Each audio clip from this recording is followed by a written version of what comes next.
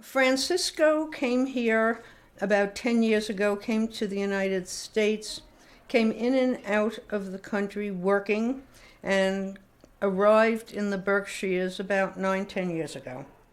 He works full-time here. He pays taxes. He's not documented, which is why he's not here today, and I am speaking for him.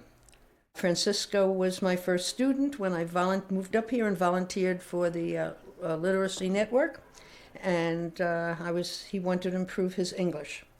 In time, he had to stop because he had 3 jobs, and we continued on as friends, talking over dinner, often with his ex-wife, who he brought here to take care of because she was quite ill and he needed to take care of her medical issues.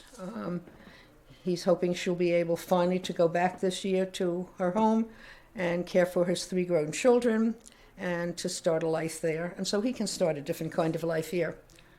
Francisco in Ecuador was a computer programmer.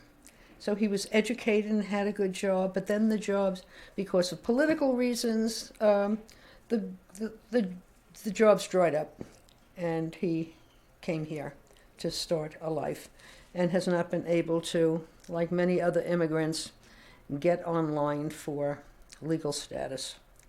Francisco works 3 jobs, is grateful all the time to have any job he can get.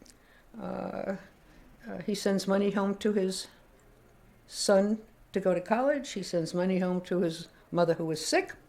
And he has helped to integrate me into the immigrant community here, to learn more about my neighbors and remind me that this great Barrington, this town where I live, and this whole area of Berkshires would not be what it is if it were not for our immigrant population.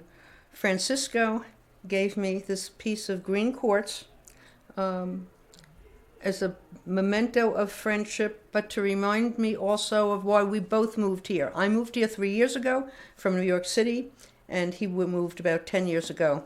And we both found the same beauty and energy and joy in the Berkshires.